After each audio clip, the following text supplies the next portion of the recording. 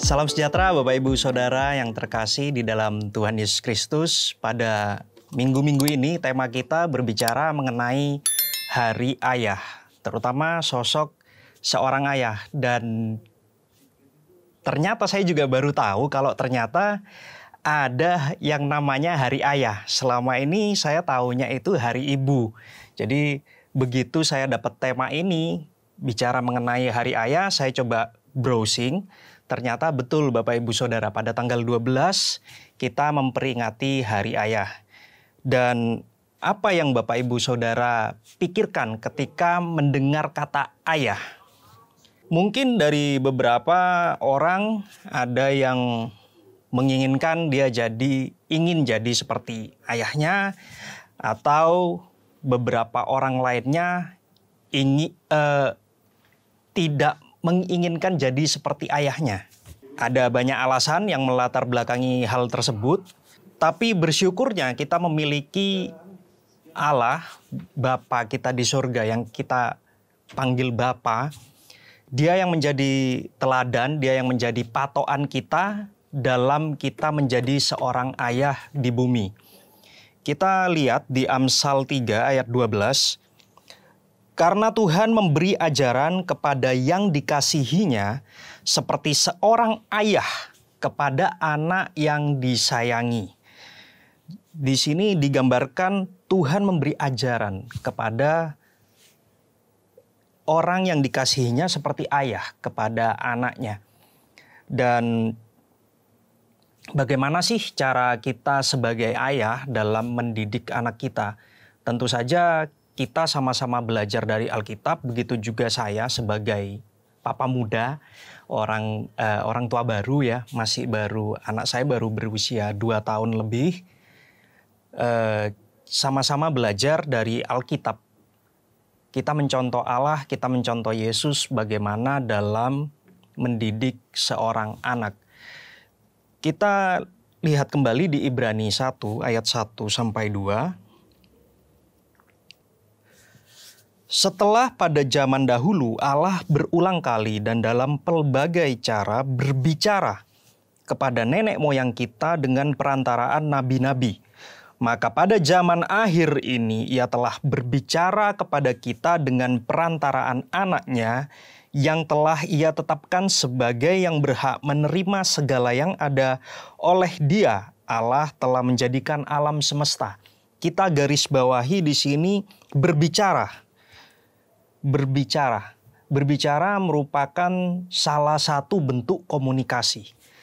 Apa yang kita bisa pelajari dari Allah sebagai Bapa kita di surga dalam mendidik anak-anaknya adalah dengan berkomunikasi, berbicara.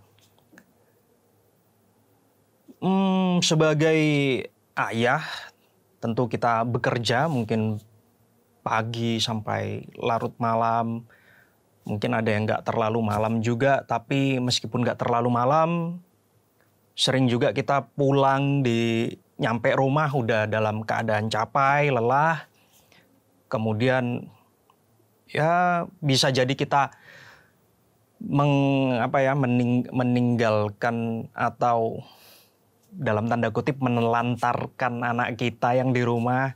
Kita jarang mengajak ngobrol, jarang ngajak main, mungkin ya dengan alasan itu, lelah, capek, pingin istirahat, pingin punya waktu sendiri, atau mungkin disibukkan juga dengan pelayanan gerejawi, bisa juga seperti itu.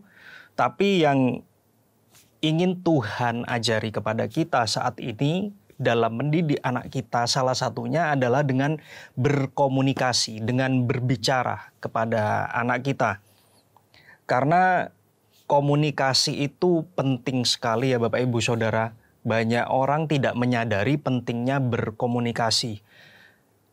Kita ambil contoh yang agak menyimpang. Misalnya ketika ada si A dan si B sedang berkonflik, sedang bertengkar, sedang ada masalah.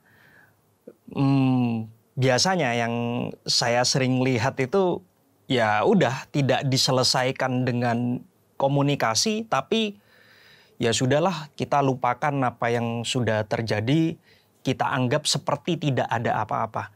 Padahal komunikasi itu hal yang penting, mestinya kita berkomunikasi.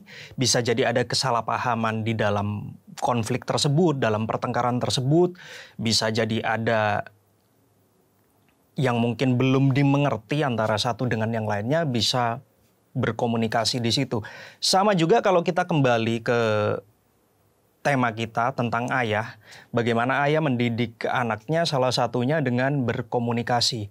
Karena akhir-akhir ini banyak fenomena, kalau yang saya perhatikan juga itu anak terlambat bicara. Yang saya tahu, yang saya dengar dari cerita beberapa orang, itu katanya karena orang-orang tersebut yang anaknya lambat berbicara itu sering memberikan gawai atau handphone kepada anaknya, kemudian mereka tinggal untuk melakukan aktivitas mereka supaya tidak terganggu oleh anaknya itu. Jadi mereka memberikan handphone itu sehingga kurang ada komunikasi, kurang ada hubungan di dalamnya. Anak-anak jadi terlantar dengan memberikan handphone, kita kira ya sudah selesai.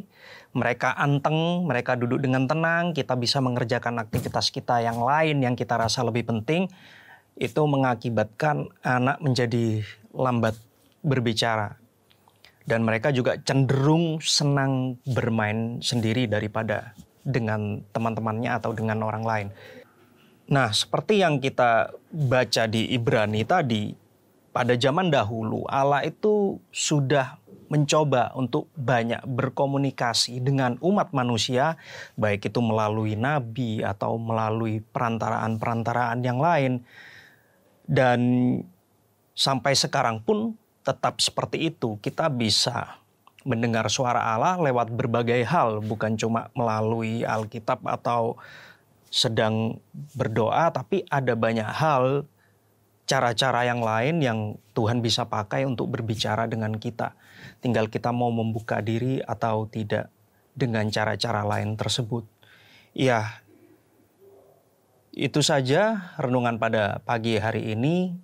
Semoga bisa memberkati Bapak Ibu Saudara yang menonton video sarapan pada saat ini.